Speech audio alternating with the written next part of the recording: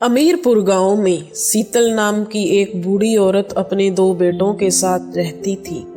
उसका बड़ा बेटा विक्रम बहुत ही चालाक था, पर वहीं उसका दूसरा बेटा भोलू बहुत ही भोले भाले स्वभाव का था। बेटा, अब मेरी भी बहुत उम्र हो गई है, जाने कब इस दुनिया को छोड़कर चले जाना है। तुम अपने छोटे भाई का हमेशा ध्यान रखना। हाँ ठीक है माँ, मैं सदैव इसका ध्यान रखूंगा, पर तुम ऐसी बातें मत किया करो। तुम्हारे सिवा और कौन है हमारा। ऐसे ही समय बीत जाता है और एक दिन वह बूढ़ी औरत इस दुनिया को छोड़कर चली जाती है। देखो भोलू, अब अम्मी तो रही नहीं, अब हम दोनों को ही काम करना पड़ेगा। क्या काम करूं भाई, मुझे तो कोई काम आता ही नहीं। मैंने मुखिया से बात कर ली है, तुम उनके खेत में मजदूर का काम कर लेना। हाँ ठीक है भैया, मैं काम पर चला जाऊंगा। भोलू दूसरे ही दिन मुखिया के यहाँ काम करने खेत में चला जाता है।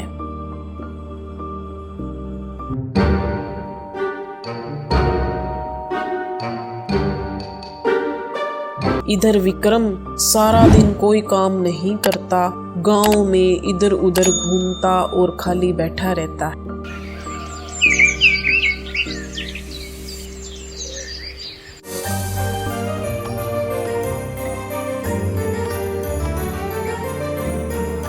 अरे कैसे हो भोलू?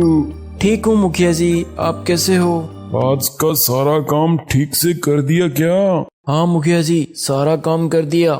अच्छा ठीक है, बहुत बढ़िया। अब तुम घर जा सकते हो, कल फिर से काम पर आ जाना। वो मुखिया जी, मुझे 2-3 दिन हो गए हैं काम पर आते हुए, तो आप मुझे कुछ पैसे दे देते। वो क्या है ना, घर में थोड़ा राशन लेकर आना है। अरे पैसे तो तुम्हारा भाई कल ही ले गया था। अच्छा ठीक है मुखिया जी।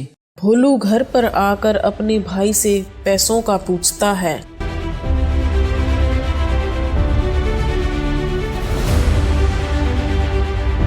विक्रम पैसों का पूछने पर बात इधर उधर टाल देता है। देखो भाई, अगर तुमने काम नहीं किया तो मैं अलग हो जाऊंगा। तुम तो सारा दिन मस्ती करते हो और मुझसे काम कराते हो। इतना सियाना कब से हो गया रे तू? अलग होना है तेरे को, हो जा अलग। ठीक है, मुझे मेरे हिस्से का सामान दे दो।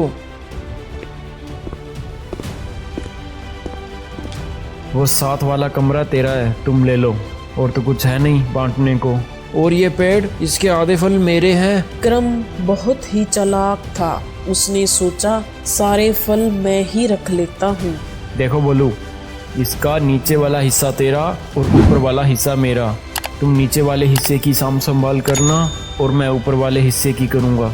भोलू विक्रम की चालाकी को समझ ना पाया। ऐसा करने पर सारे फल तो विक्रम के हिस्से आ गए। भोलू नीचे वाले हिस्से को पानी देता है। जब सारे फल पक कर तैयार हो जाते हैं तो विक्रम बोलता है, सुन बोलू, फलों पर तुम्हारा कोई अधिकार नहीं है, क्योंकि ऊपर वाला हिस्सा तो मेरा है। अब भोलू को उसकी चालाकी का पता चल गया, लेकिन वह करता भी तो क्या। अगले दिन वह खेत में जाकर मुखिया की राय लेता है। तब मुखिया उसके कान में कुछ कहता है।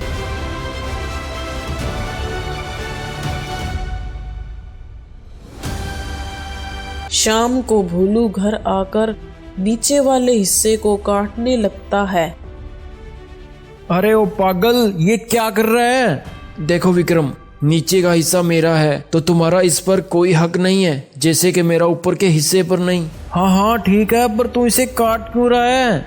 तो मैं मेरा नीचे का हिस्सा काट रहा हूँ, तुम अपना ऊपर का देख लो। अब विक्रम को सारी बात समझ में आ गई। मुझे माफ कर दो मेरे भाई, मैं माँ की कही बात को भूल गया। आज से हम दोनों आधे आधे फल लेंगे और दोनों काम करेंगे। उसके बाद वह दोनों साथ मिलकर रहने लगे और काम करने लगे।